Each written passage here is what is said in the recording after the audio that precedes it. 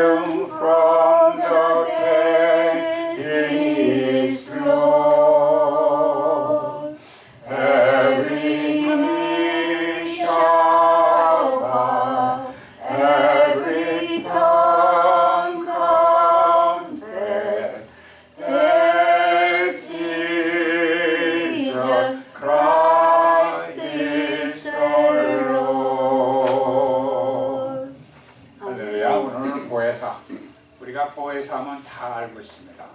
그러면 정녕 보혜사가 무엇인가, 어떤 의미를 가지고 있나, 그 점에 대해서 자세히 오늘 알아보는 시간이 되겠습니다. 오늘 본문 말씀은 요한 1서 2장 1절 처음이니까 강의 내용 중에 다 적혀 있는데 그래도 성경을 펴서 보는 게 우리가 머리를 인식하기 아주 좋습니다. 말씀이 우리 예수 그리스도의 본체이기 때문에 뒤에 있습니다. 뒤쪽으로 가면은 베드로후서 뒤, 유다서, 전, 요한 1, 2서.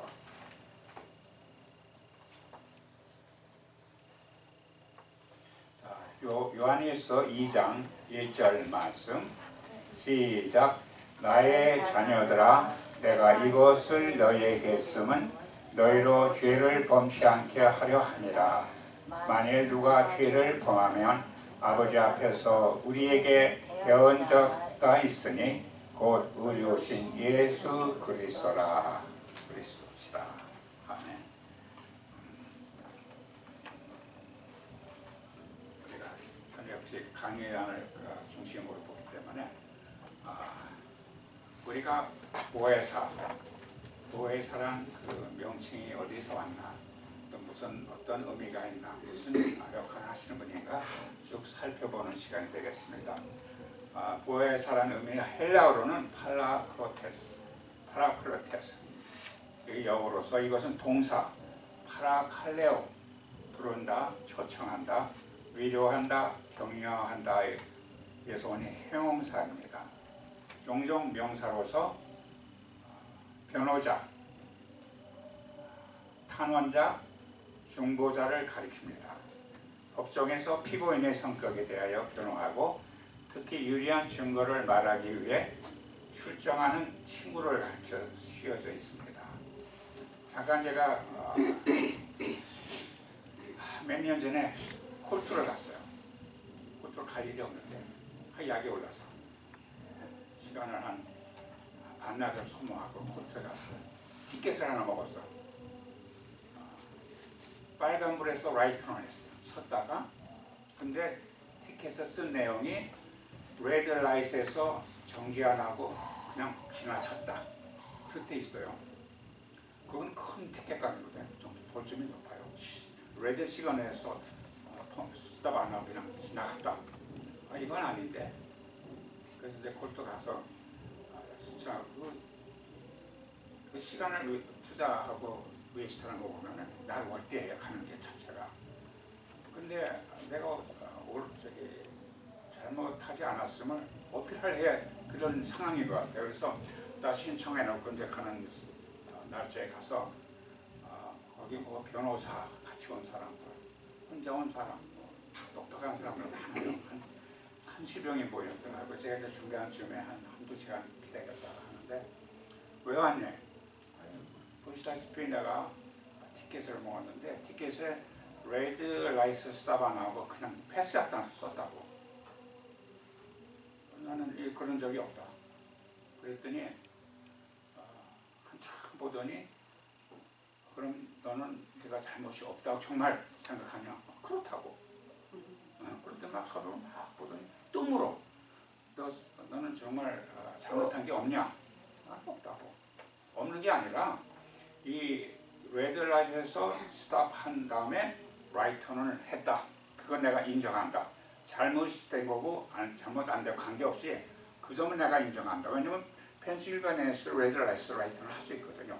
원웨이에서 원웨이를 갈 경우에. 근데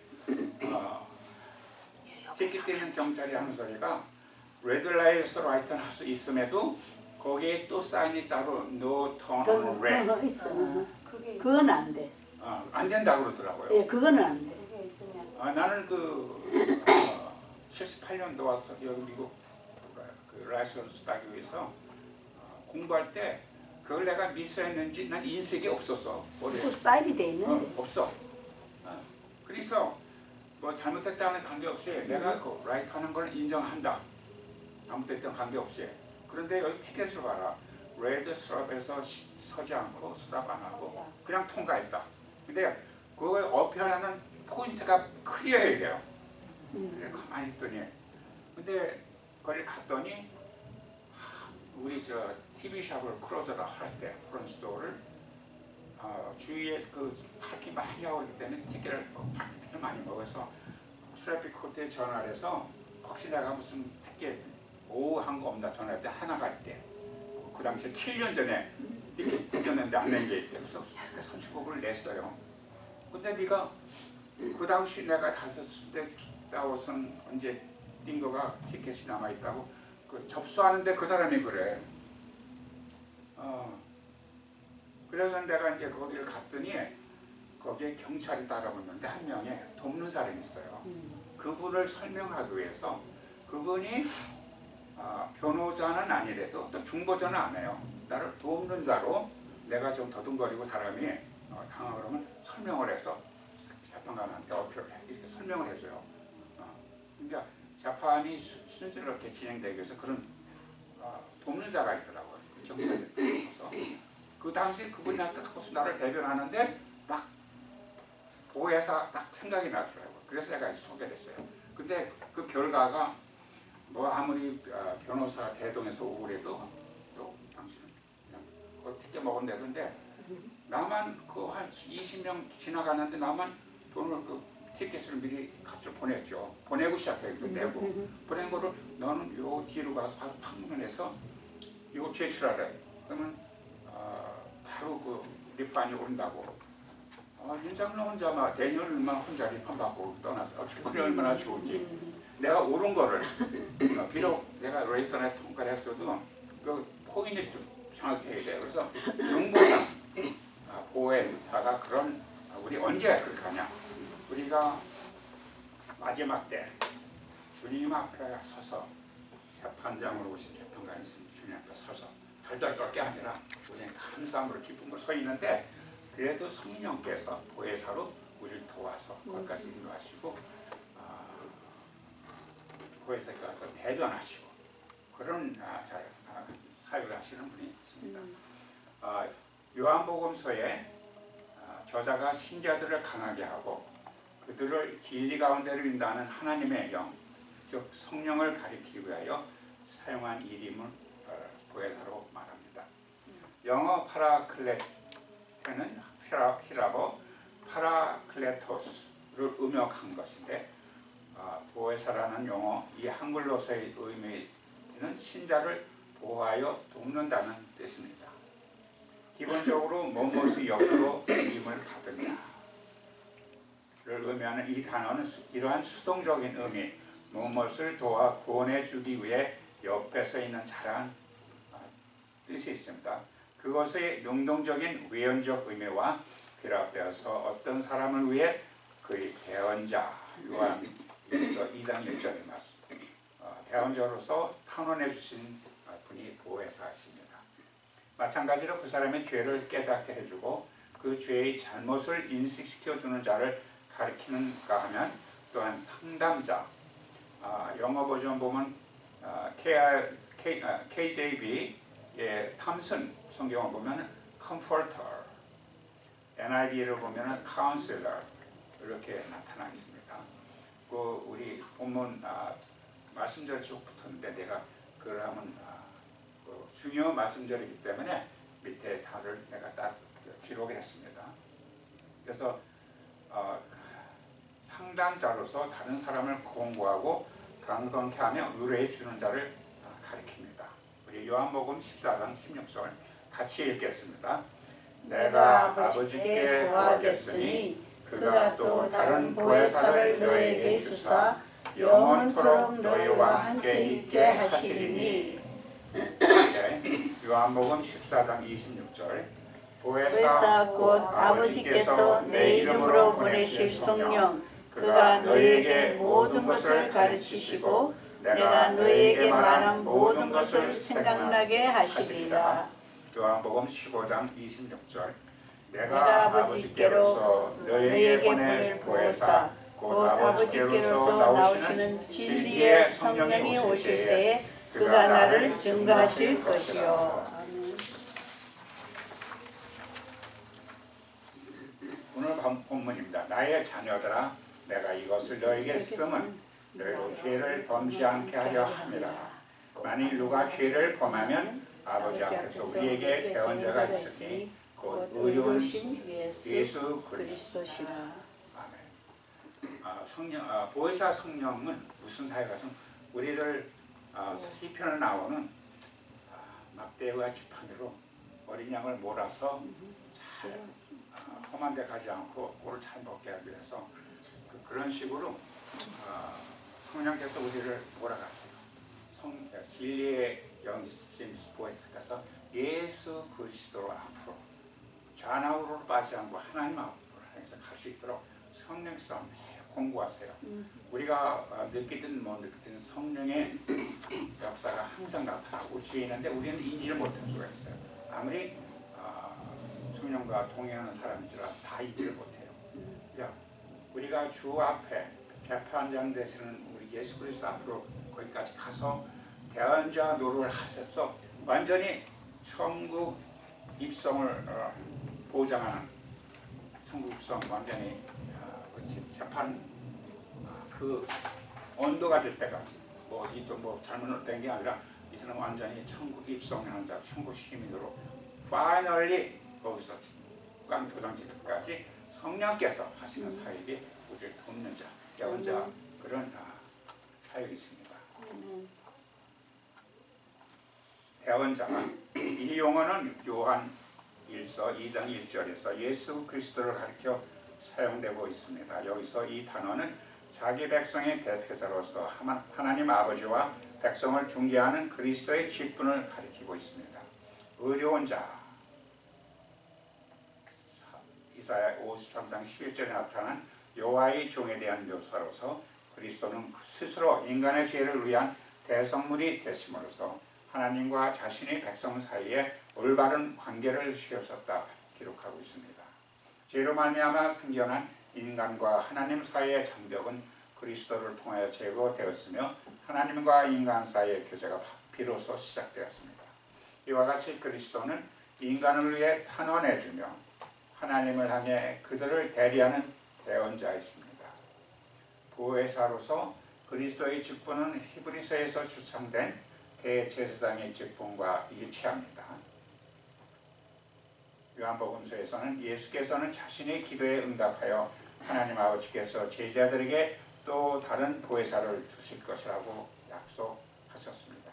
이분은 성령이시며 그 직분은 의미상 그리스도의 직분과 일치합니다. 그러나 이 성령은 그리스도와는 구별됩니다. 우리가 읽은 요한복음 그 중요 절수 보면은 보혜사를 가리켜 남성 대명사들과 형용사들이 사용되어 있다는 사실은 성령이 완전히 인격적인 존재로 간주되고 있음을 보여줍니다. 사실상 요한복음에서 나타난 보혜사에 관한 구절들을 신약성경에서 하나님의 성령의 인격성에 관한 가장 고도로 발전된 사상을 보여주고 있다. 보혜사는 무엇보다도 믿는 자들에게 그리스도를 계시해주는 자이며 여러가지 모양으로 제자들과 세상에 대해 그리스도를 증거해 주시는 분이십니다. 보혜사는 진리의 영으로서 그는 믿는 자들을 진리 그 자체이신 그리스도에게로 인도해 주는 안내자이십니다. 그리스도를 보여주는 계시자로서 보혜사는 이러한 의미에서 그리스도의 제자들 옆에 인재해 있는 또 다른 보혜사이십니다. 성령을 내재하는 인격적 현존으로서 제자들과 함께 존재하기 때문에 그리스도의 제자된 모든 사람들과 그리스도의 명령을 준행하는 모든 사람들에게 속할 것입니다. 바로 이 성령을 통하여 그리스도께서 알려지게 되며 드러나실 것입니다. 그리고 그리스도께서 성령이란 매개를 통하여 임재하신다는 사실은 그리스도께서 부활 후에 나타나심으로써 제자들에게 돌아온 사실과 매우 밀접히 관련되고 있습니다. 보혜사를 통하여 우리 그리스도의 부활과 그리스도의 계시를 연결짓는 이러한 사상은 요한 신학의 밑바닥을 흐르는 기본적인 것이며 또 신약 성경 전체를 통하여 명시적으로 또는 암시적으로 탄원하고 있습니다. 내재하시는 성령이 그리스도를 따르는 자들에게 도래할 것인지 여부는 그리스도의 들리우심을 의미하는 그리스도의 죽음과 부활에서 그리스도 자신의 구원 사업이 성취되는가의 여부에 달려있고 이것이 성취되면 보혜사도 오실 것입니다. 따라서 보혜사의 도래와 활동은 철저히 미래 시제로 언급되며 또 다른 보혜사를 보내주겠다는 약속은 죽으시고 영광을 받으신 그리스도께서 새로운 창조 행위로서 제자들 속에 내재하는 성령을 불어넣어 주실 때에만 성취됩니다. 그러므로 보혜사의 도래는 예수의 떠남의 전제의 조건이며 예수의 육체적 현존이 사라지게 되므로 말미암아 그의 제자들은 주의 지상적 사역의 기간에는 현존하고 있지 않았던 성령을 그리스도를 통하여 받을 수 있을 것입니다. 바울에게 있어서 마찬가지로 요한복음서에 있어서도 성령의 내재하심은 그리스도 안에서 사는 삶의 기본 원리입니다. 그리스도와 하나님 아버지의 합의는 그리스도의 죽음 이후에 그리스도의 재림을 통하여 신자들에게까지 확장됩니다. 그런데 이 죽음에 의하여 부활 후에 그리스도께서 나타나신 사실들과 성령이라는 매체를 통한 계속적인 임재가 동시에 암시되고 있습니다. 그리스도를 계시하는 것은 즉 그리스도를 따르는 제자들로 하여금 개인적으로나 단체적으로 그리스도의 인격의 진정한 의미를 이해할 수 있게 해주고 그리스도의 행동과 말씀의 의미를 이해할 수 있게 해주는 것은 내재하시는 보혜사의 활동입니다. 성령을 통하여 그리스도인들은 그리스도께서 그들에게 말씀하신 모든 것을 기억하게 될 것입니다. 저는 우리 성인 성경학교를 진행하면서 감사한 거는 우리 박경원 집사님은 신학 공부하실 때 신학 공부하는 말씀을 체계적으로 알고 계시고 기록하시니까 그걸 하시면 되고 사모님은 중보기도 그걸 사용할 때 계속 해오셨으니까 내용이 좀 많지 않습니까? 그 내용을 하는데 저는 일반 평신도로서 성령을 제가 개인적으로 알아요. 얼마나 압니까? 개인적으로 열성이 있어서 스스로 방언 전도자로 타고 여기저기 충돌하고 인터넷에서 이제 다른 형제들과 토론하고 그러지만은 알 수 있는 지식이 성경 신학 지식이 제한될 수밖에 없어요. 신학자가 아니기 때문에. 근데 어쩐 일인지 한 10몇 년 하나님의 성의 교육부 총회에 하나님의 성에서 가르치는 내용이 참 열려 있었어요. 10년 동안. 그동안 제가 스스로 공부를 많이 해서 자료를 많이 보고 숙지하고 그래서 비로소 제가 여기 설 수 있어서 계속 이거를 말씀을 전해드릴 수 있는 저 개인적인 인자노의 개인적으로 은혜고 우리 하나님 성에 비추고 가는 게 우리 성도들에게 우리 여러분에게 하나님 특별한 은혜가 원래 허락하시지 않은 것인가 저는 이렇게 개인적으로 생각합니다. 꼭 다른 하나님 성의 다른 교회에서도 어느 관심 있는 분이 그걸 계속 봐서 사용할지는 모르는데 저는 저만 아니까 나만 이렇게 하고 있는 거로 생각이 들어요. 근데 하나님의 나라에서는 그렇지 않아요. 누군가 또 그렇게 하고 있어요. 성령께서 말씀을 깨닫게 해주시면 제가 얼마나 성령 충만하고 좋은지 모르겠어요. 근데 몇 년 후에 보면 얼마 후에 보면은 우리의 선조들이 다 깨닫고 기록을 해놓으셨어요. 말씀에서 있고 그리고 기록은 없어도 누군가가 그거를 똑같은 내용을 전달하고 있어요. 그래서 지난번에도 말씀하셨다. 해 아래 새로운 것이 없어. 율장로가 깨달아서 우리 거룩한 혼자 그런 게 아니에요. 그러니까 누군지 성령 안에서 말씀이 깨닫고 알려주셔도 우리가 절제하고 스스로 성령 충만 오버하지 않았으면 그런 말씀으로 제가 이렇게 말씀드리는 거예요. 다음 페이지 보면은 요한복음서가 이런 관점에서 기록되었습니다. 말하자면 복음서 기자는 교회 내에서 역사하는 성령의 활동을 통해 단지 그리스도의 지상적 삶의 시절에 그를 보았던 사람들이 알 수 있었던 것보다도 더욱 안전하고 더 적절하게 그리스도를 알 수 있을 것이라고 믿습니다. 보혜사는 그리스도에 관하여 말씀하십니다. 사실상 그리스도는 믿는 자들에 대한 보혜사의 계시가 지닌 전체의 내용입니다. 따라서 보혜사의 직무는 영광을 받으신 그리스도를 사람들에게 계시해 주시는 것이며 그리스도께서 복음서의 사건들 속에서 단번에 이루신 일의 의미를 보여주는 것입니다.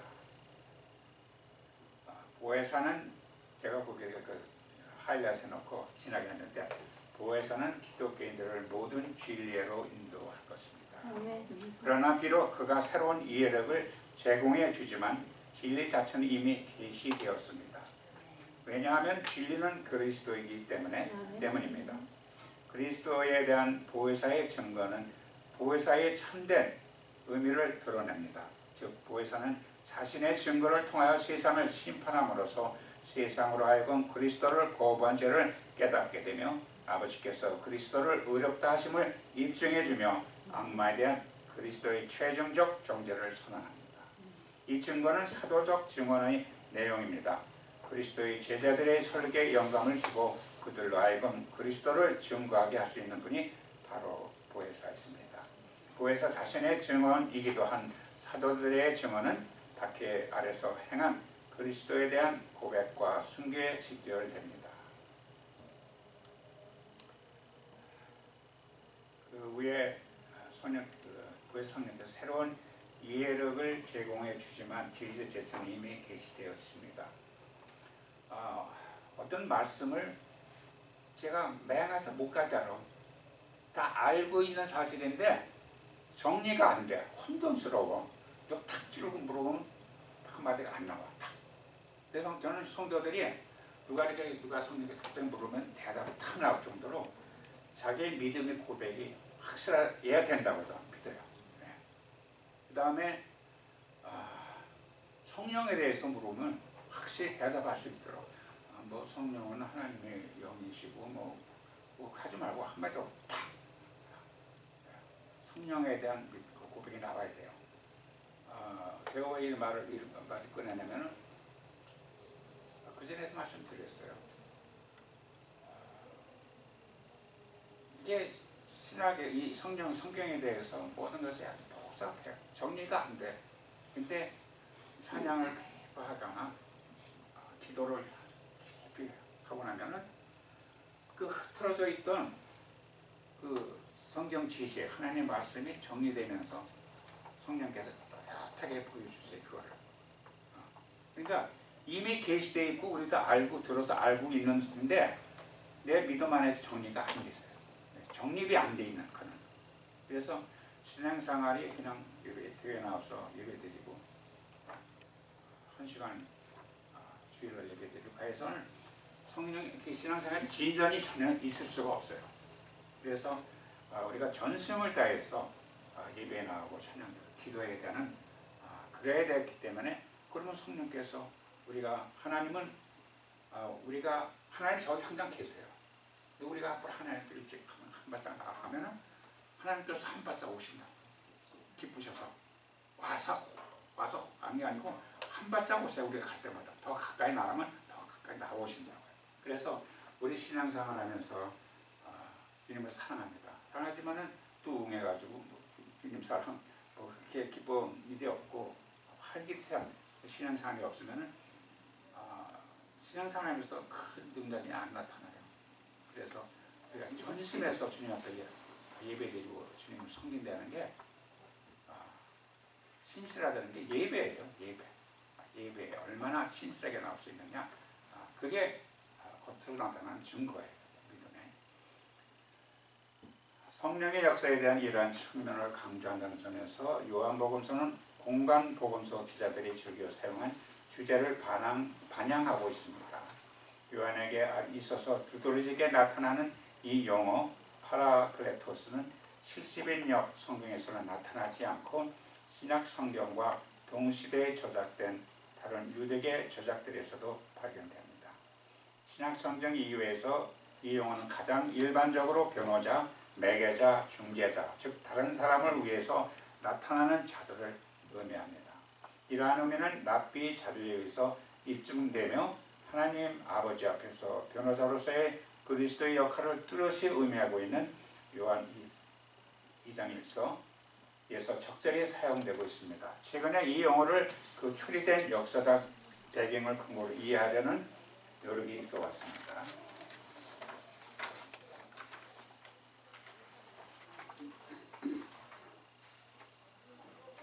이 만다야 교라는 것은 알지 못하는데 쿰람 사본에서 기록된 대천사 미가엘은 각기 이 보혜사의 모델로서 제시되어 왔습니다.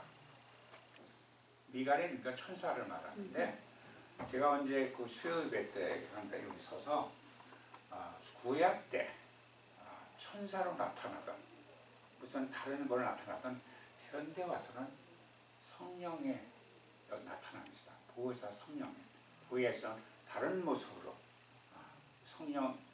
하나님의 성령이 다른 천사의 모습으로 나타나고 다른 모습으로 나타나시는데 신약에 와서는 그 천사로 나타나던 그 모든 그 신학적인 논리가 신학에서는 보혜사 성령의 역사로 다 집약해서 나와요. 그거 구약에서는 여러 방면으로 나타나는데 좀 그거를 여기서도 기술된 대천사 미가엘은 각기 이 보혜사의 모델로서 제시되어 왔습니다. 그러나 가장 안전한 길은 복음서 자체를 근거로 보혜사를 이해하고자 하는 길입니다. 분명히 보혜사, 즉 진리의 영 또는 성령은 예수께서 세상을 떠나신 후에 영원토록 자신이 추종자들과 함께 있기 위해 하나님 아버지부터 파견된 분입니다. 그는 세상에 대해서는 알려지지 않은 채 있습니다. 그러나 그는 제자들을 가르치며 예수께서 하신 말을 그들에게 해상시켜 줌으로써 예수를 영광스럽게 하십니다. 그는 제자들이 예수의 지상적 사역의 기간 동안 깨닫지 못한 예수로부터 나온 진리들을 알려주며 다가올 일들을 선포합니다. 그는 애초부터 예수와 함께 있어왔던 제자들이 예수에 대한 증거를 지니고 있듯이 예수에 관한 증거를 지니고 있습니다. 그는 죄의 심판에 관하여 세상을 논박하고 폭로합니다. 사실상 보혜사는 예수의 육체적 현진이 떠나고 없는 중에도 예수의 지도력과 권능을 그의 제자들 사이에서 실현되게 만드는 기능을 합니다. 따라서 몇 가지 이유로 보혜사는 예수를 계승한 또 다른 보혜사라고 부릅니다. 보혜사의 역할에 대한 복음서의 상세한 묘사는 그 생생하고 구체적인 현실적 의미를 전달합니다. 보혜사는 단순한 희망의 대상이나 상상력의 산물이 아니라 오히려 공동체 내의 생생한 경험과 분리된 기능이 낳은 문학적 추출물로 여겨집니다. 복음서 기자는 보혜사의 이 공동체에 대한 접근을 가능케 해준 기독교계 내에서 행사된 예언자적인 직책을 염두에 두고 있을 것입니다. 이러한 관련성에서 부활하신 예수께서 예언자에게 7 교회들에게 써보낼 바를 게시스록 1장 11절에서 가르치고 있습니다. 7 편지들이 7 교회에 보낸 7 편지들 요한신학의 보혜사에 대한 몇 가지 평행 구조들을 지니고 있다는 사실을 의미심장합니다.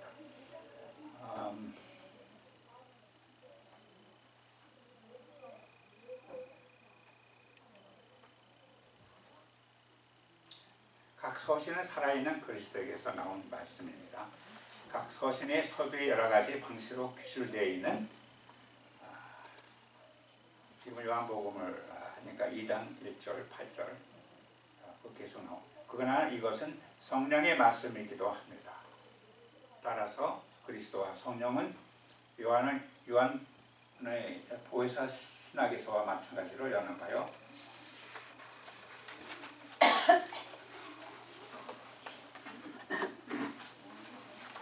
하나가 됩니다. 비록 계시록과 요한복음서 사이에는 많은 차이점이 있더라도 성령에 대한 보혜사 성령에 대한 그들의 묘사는 몇 가지 점들에서 상호 보완적입니다.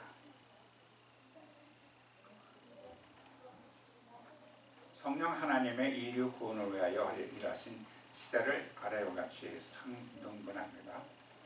아마 이 내용은 제가 이전에도 말씀드린 적이 있을 것 같아요. 구약의 성령 하나님의 그 시대에는 구약에서는 성령 하나님을 안 부르는데 다른 명칭으로 부릅니다. 하지만 같은 삼위일체의 성령님 하나님을 4,000년 동안 구약에서는 4,000년 동안 하나님 성령 하나님의 역사하셨습니다. 신학의 시작인 예수님의 탄생부터 부활 승천까지 33년 동안 또 다른 기간이 있습니다. 또 보혜사 성령 사건, 성령 강림 사건 이후 재림시까지 말세의 지말로 구분합니다.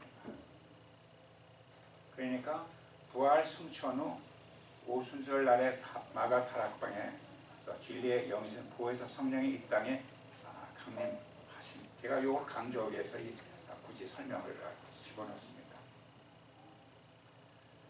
삼위 성령 하나님의 또 다른 이름으로 명확한 부분이 있는데 구약에서 여호와의 신, 하나님의 신, 주의 신, 성신 이렇게 하나님을 성령을 지칭해서 부르는데 신약에 와서는 주의 영, 하나님의 성령, 그리스도의 영, 성결의 영, 하나님의 영, 이 모든 지칭하는 성령을 말하는 지칭하는 이 단어들은 모두 진리의 영이신 보혜사 성령을 가리키고 있습니다.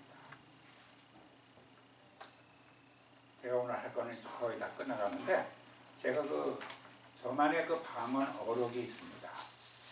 방언 어록. 방언은 성도의 특권이다.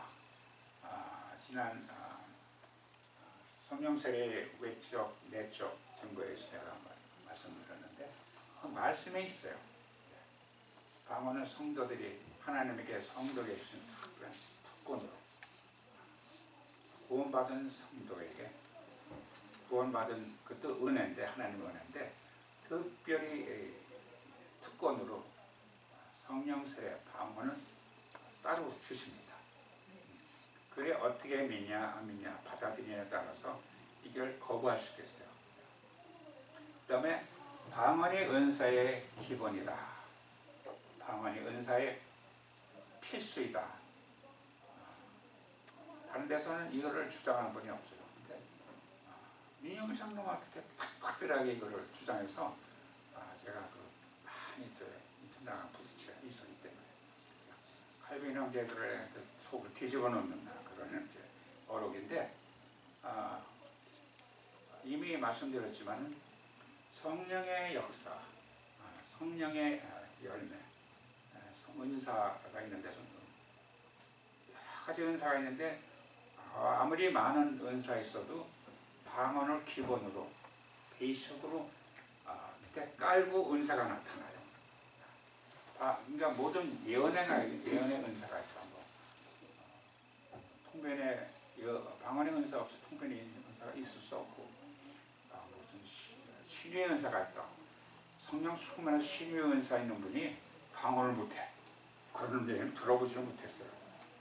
그래서 모든 성령의 은사는 방언을 기본으로 깔고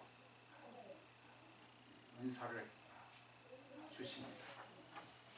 또 남바들이가 방언은 은사의 기본이다. 필수이다.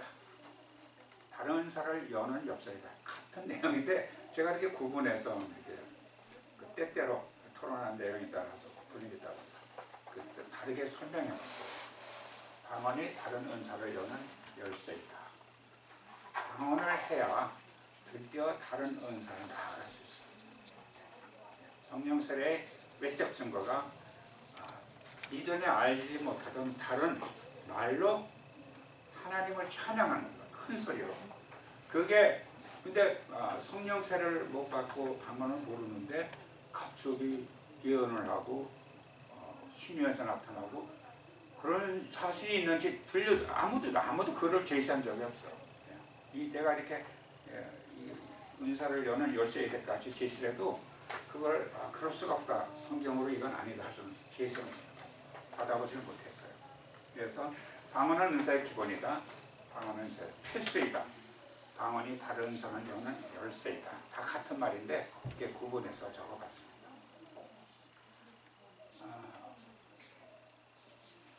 예수님이 부활 승천하시기 전 3년 사역 동안에 예수님을 구주로 영접하고 제자된 사람들이 얼마나 많습니까? 12제자 빼고도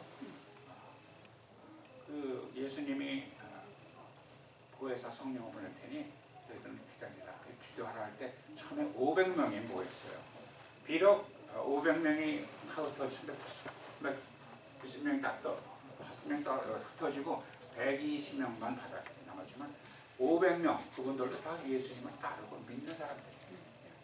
비록 성령 강림 사건 때는 제대로 떠났지만 그러니까 이미 구원받은 예수 그리스도를 믿고 제자된 당시 제자된 그렇지만 이미 구원받은 12제자와 110명 신도들에게 부에서 성령이 다시 임하셨어요. 이 사건을 구분해보면은 그래서 제가 지난번에 말씀드렸나? 갑자기 성령께서 생각을 탁 넣어주세요. 이 제가 말씀드린 내용을 예수 그리스도의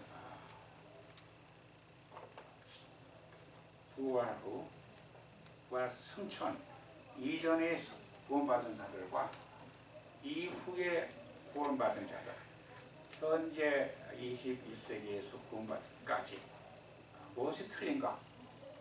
무엇이 틀립니까? 주님께서 예수 부활 승천하시고 그 이후로 구원받은 분들은 구원은 물론 성령세례하고 전부 방언하는 그런 성도들입니다. 왜냐하면 오순절 사건이 그걸서 교회가 태동했어요. 그 당시에는 누구나 성령 세례 받고 방언을 했어요. 이게 너무 심하니까 은사가 행하니까 고린도 교회에서는 잘못된 누구나 다 방언하고 예언하고 은사가 나타나니까 복잡해서 고린도서 14장에서 사도가 기적을 합니다. 그렇듯 그러니까 그러니까 재림 후 부활 승천하신 후에 그 이후에 2000년도까지 현재까지 그 신학교에서는 방언을 거의 하는 확실한 그러니까 그걸 거부하든 그걸 모르든 어떤 이유에서든 받지 못해도 성령 사례를 받을 수 있는 그런 시대에 사는 겁니다. 근데 예수님이 부활 승천하기 전 이전에 구원받은 자들은 뭐예요? 그분들은 그 당시에 그러니까 구원받고 돌아갈 수 있는데 그분도 구원받으면 일단 예수 그리스도를 주로 영접하고 하나님의 아들을 영접하고 믿은 분들은 다 구원받은 거예요.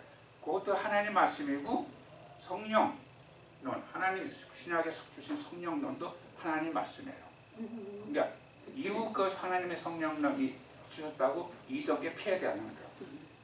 그러니까 성령, 제가 말씀드리는 거는 성령 세례 방언을 받아야 구원받은 정도 절대 안 돼요. 그러면 이건 그렇게 말하면 차라리 이단이에요. 그럴 수 없는데 그분이 부활 승천 이전에 구원받은 분들도 구원받은 성도들인데 천국에 좀 틀림이 없으나 성령 세례 방언을 모르는 분들이에요. 그분도 구원받고 성령 강림절 이후 현재까지 성령 시대, 이 성령 시대 사람들은 항상 성령 세례 받고 방언을 할 수 있는 기회가 있고 주어지는 그런 성도들이에요.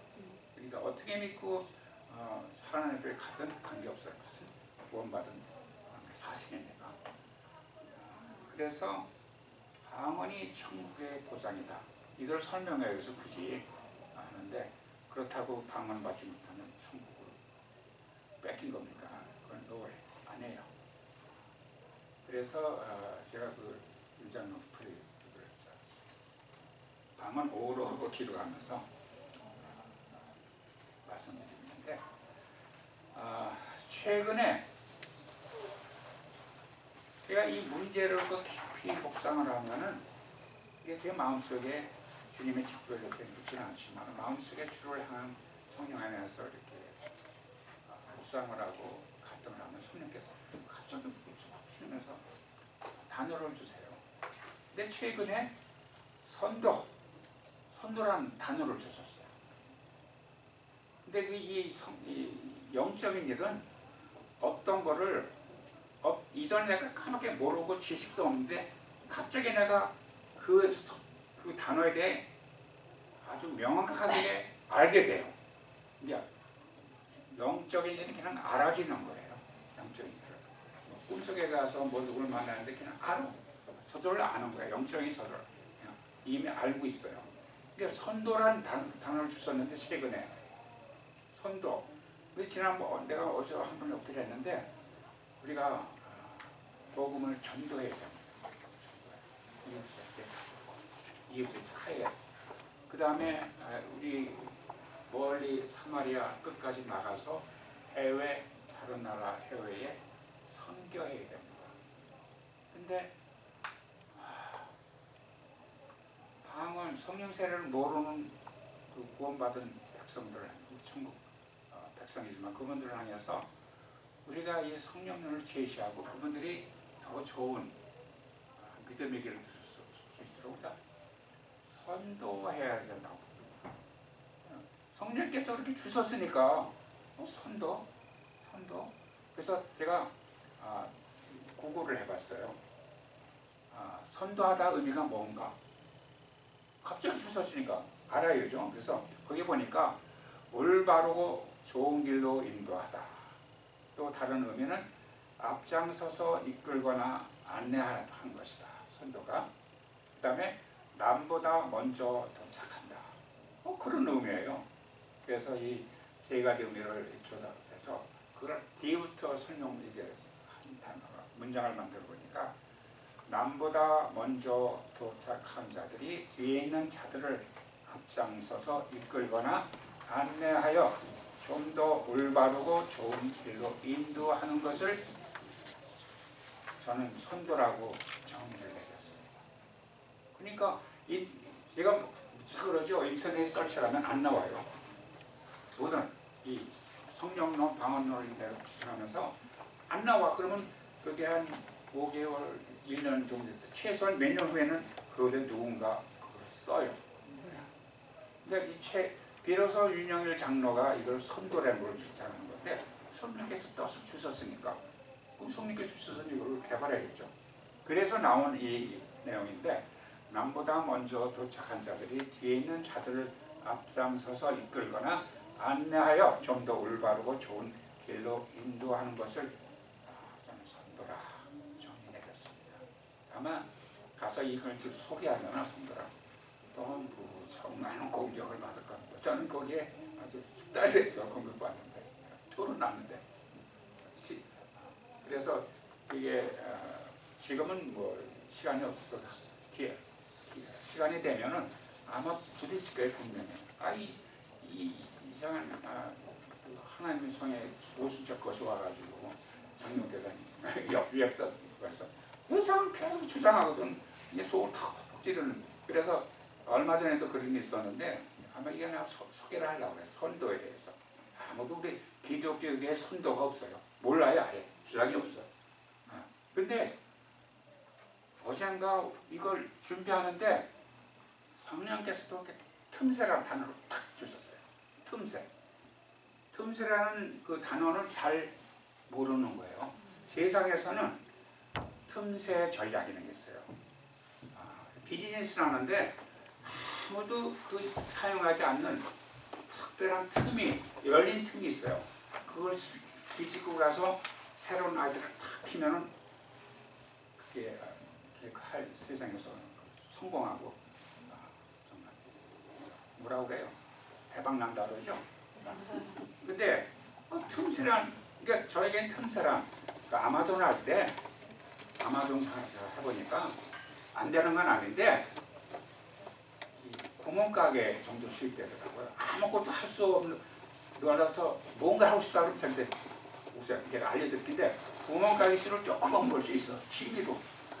네, 취미로 충분히 나가서 그 미니멈 받고 하는 것보다는 나아. 근데 그걸 하면서 그걸 생활비를 뽑아 먹으니까 구멍가게 생활비 뽑아 먹고 망하듯이 안 되더라고요. 그게 한 2년 하다 보니까 결국은 남은 거를 울려서 크게 해야 되는데 그걸 생활비 준다. 이건 아니구나. 요거 벌어 가지고는 우리 박인수 장님 밥도 못 먹이겠다. 집어치기 하는 문제 있어요. 불안수 고치는데 틈새라는 단어를 탁 주세요. 근데 지난번에 어느 집사님이 저한테 이런 질문을 하셨어요. 그 D.L. 무디를 소개했는데 D.L. 무디 어느 뉴욕의 어느 월스트리트에서 갑자기 성령 충만한 경험을 받고 그분이 아주 대전도사로서 역사에 길에 남는 그런 우리 조상이 됐는데 미국의 큰 유명한 분인데 그분이 가방끈이 짧은 분이에요. 그래서 공부를 못했어요. 아마 국민학교 때도 초등학교 때 안 나왔다던가. 근데 그분이 이 영어 전문가들이 미국에서 영어를 저 무디 때문에 다 이 문법을 망친다고 그 정도로 가방끈이 잡고 무식한 분이에요. 근데 그분이 성령 충만해서 전도라는데 전도인 물질이 한 10수라서 그 세기에 제가 무슨 말씀을 드리냐면은 성경 말씀이 있는데 사도행전에 성령 세례 받는 성령 임하는 사건, 사도행전, 에베소 교회 무슨 고린도 그런 교회 그런 그 5번의 성령 세례로 임하신 사건이 있고 그 이후에 다시는 그 성령 세례와 방언을 기록이 없어요. 그러니까 이 사건을 보고 우리 하나님의 성에서는 그 이후에도 계속 그러니까 성도들이 모여서 구원받는 사건에 큰 역사가 있을 때는 성령 세례가 반드시 있을 것으로 우리 인정하고 그렇게 믿어요.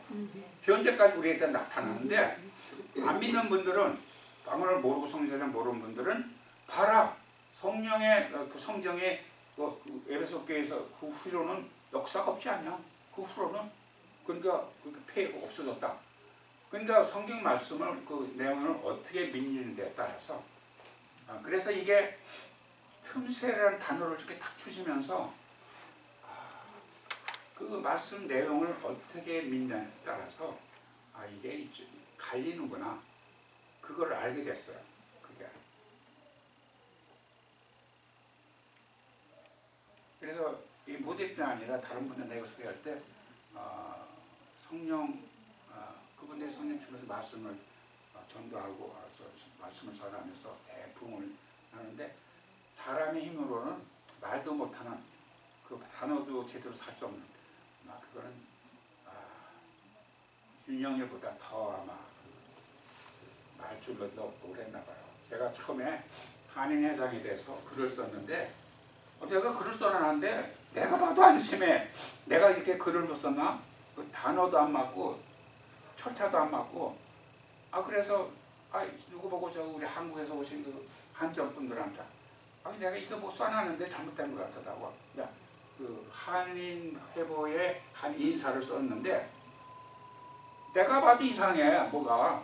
그래서 그 한국에서 오신 한전 분한테 이거 좀 봐달라고 뭐가 좀 내가 썼는데 잘못됐다니까 한번 있더니 내가 좀 단어 교정 좀 해드릴게요. 교정했는데 그래도 뭐가 좀 내 마음에 안 들어. 그래서 이제 내가 쓴 거로 그래도 우리 목사님한테 보여드려요. 지금 목사님한테 보여드리더니 그 조금 있다 얼마 있다가 보내줬는데 아주 깔끔하게 정리가 돼서 나왔어요. 이렇게 돼서 그래가지고 한인회보에 한인인사 회장 인사를 했더니 윤영 씨도 그렇게 글을 잘하네. 그래서 감동 먹었대. 무슨 감동은. 근데 그때도 난 글을 쓸 줄 모르니까 한인사에 이거 글을 한인회사로 써야 되는데 뭐를 써? 뭐 써야 돼?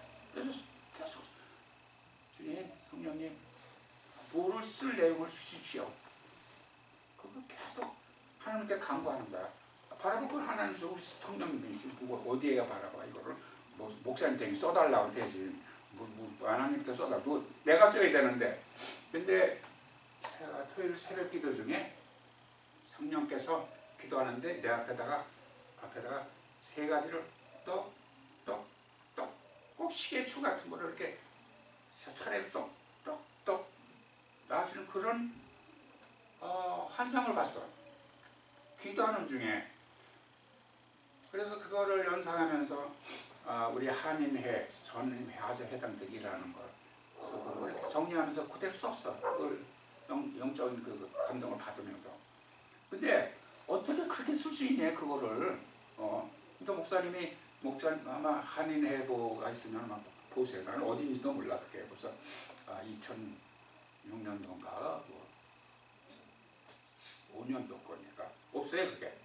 근데 그때 성령께서 딱 띠을 이렇게 세 가지 주셨는데 그걸 썼는데 목사님이 깔끔하게 정리하셨더라고요.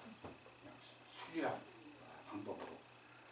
그래서 우리가 주님께 뭐를 항구하고 하자는 마음이 있으면 성령께서 이렇게 보여주세요. 꿈을 보시고 환상을 보여주시고 틈새나 선도 같은 이런 단어로 톡톡 주세요. 그 전에 우리 하나님의 우리 교회를 한마디로 뭐라고 이 교포들이 물어보면 한마디로 뭐라고 대답을 해야 될까? 그걸 끙끙대고 얼마나 내가 힘들었는지 몰라요. 뭘 대답을 해야 되나? 갑자기 우리 이웃교회 분이 와서 넌 장로인데 그 한마디로 뭐라고 그러냐? 근데 장로가 그걸 몰라? 알고 있는데 한마디로 뭐 해야 될까? 근데 성령께서 그때는 지금 툭 주시는데 옆으로 푹 찌르는 기분으로 사단이 틈타지 못한 게 딱 그러죠. 그렇지, 우리 교회는 사단이 틈타지 못하는, 성령께서 역사하시는 교회인데 어떻게 사단이 틈타기를. 그리고 그게 또 누구는 어떻게 설명을 해야 할까. 그런데 그때마다 답을 안 주세요. 참다가 띠으로 이렇게 없던 게 갑자기 있는 것처럼, 뿅하고 뭔가 아는 것처럼 이렇게 깨달아져. 근데 우리 목사님, 사모님, 그다음에 찬영이, 아라가 다 예언의 은사가 있는데, 내가 그분들의 예언의 은사가 어떻게 역사하냐.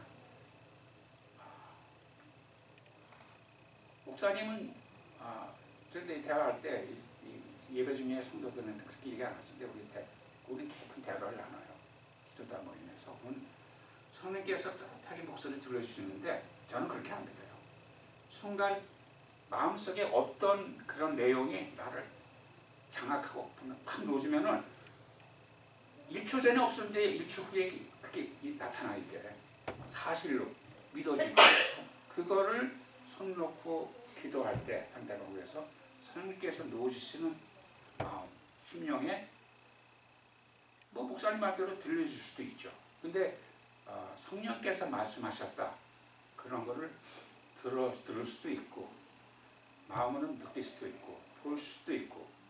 그러니까 초자연적으로 성령이 역사했을 때는 한 가지로 이렇게 맞섰는데, 우리가 보통 마음에 뭘 하고 싶어서 강력한 요구가 아주 당장에 생길 때, 그러니까 정할 수 없는 하나님의 성령의 이끄심을 느낄 때 성령께서 말씀하셨다, 그렇게 하거든요.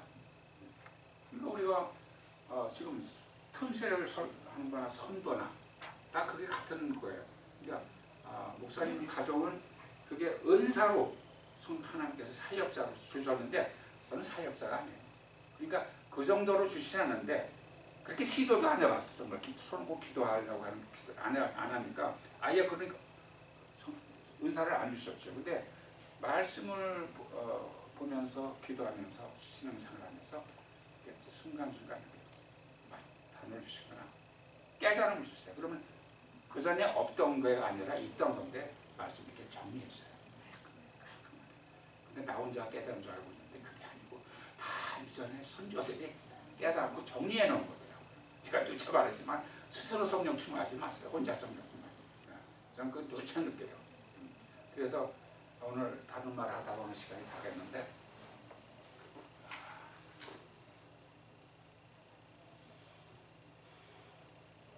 성령 세례란 개인 체험으로 성령께서 개인의 덕이 되는데, 개인의 덕으로 했으냐, 주의 몸된 교회의 덕으로 세우기 위해서, 그러니까 전도 목적으로 능력 주시고 권세를 주시는 거예요. 그거를 하나님이 성령 세례를 주시고 은사를 주셨는데, 그거를 경홀히 여기면은 평생 사용 안 해요. 사용 안 한다면 기도 안 한다는 소리예요. 기도 안 하고 하나님의 나라를 위해서 구하지 않아. 그러면 성령 세례를 하고 있어. 언젠가는 무슨 예수든지 억울하든지 무슨 급박하든지 하면 방언을 기도를 해요. 스스로는 덕이라도 성령 충만한지 몰라도 하나님의 덕이 안 들어요. 항상 그러면서 간구하면서 기도하고 사역 은사로 나눌 때 하나님이 기뻐하시고 다음 영적인 은사를 열어주세요. 한 발주를 내놔야 그 담을 열어주세요. 한꺼번에 장성 분량까지 가서 주님 앞에 가는 게 아니라 차려야 돼요. 그러니까 꾸준히 하나님께 신세해서 주님 앞에 나와요. 은혜를 구하며. 자, 우리 딱 10시 반 저는 기도하고 마치겠습니다. 할렐루야. 하나님 아버지 감사합니다. 이 시간 성령론을 허락하시고 아버지 부족한 자의 입술을 통해서 말씀을 전하게 하심을 감사합니다. 저희들 신앙생활하면서 주께 주신 아버지와 성도가 아버지 교회 생활하며 주께서 허락하신 각 사역을 감당하며 아버지 직분을 감당할 때 저희들 아버지 능력으로는 아무것도 주를 영원할 수 없습니다. 주께서 때때로 은혜를 허락하시고 깨닫게 하시고 산상으로 보이시고 꿈으로 말씀하시고 아버지 주께서 아버지 시스템으로 저희들 인도하실 때 아버지 저희 능력 밖에 아버지로 초자연적인 역사를 아버지 체험하며 주의 나라의 의를 위하여 저희들을 주께 헌신하기 원합니다. 이 시간 저희들 이 시간에 있는 모든 주요 백성들 성령 충만하시고 주 앞에 신실하고 더 나아가시도록 아버지로 역사하여 주시옵소서. 감사하며 예수님의 이름으로 기도드립니다. 하늘에 계신 우리 아버지여 이름이 거룩히 여김을 받으시오며 나라에 임하시며 뜻이 하늘에서 이루어진 것 같이 땅에서도 이루어지이다. 오늘날 우리에게 일용할 양식을 주옵시고 우리가 우리에게 죄진 자를 사하여 준 것 같이 우리 죄를 사하여 주옵시고 우리를 시험에 들지 말게 하시며 다만 악에서 구원하소서. 대개 나라와 권세와 영광이 아버지 영원히 있사옵나이다. 아멘.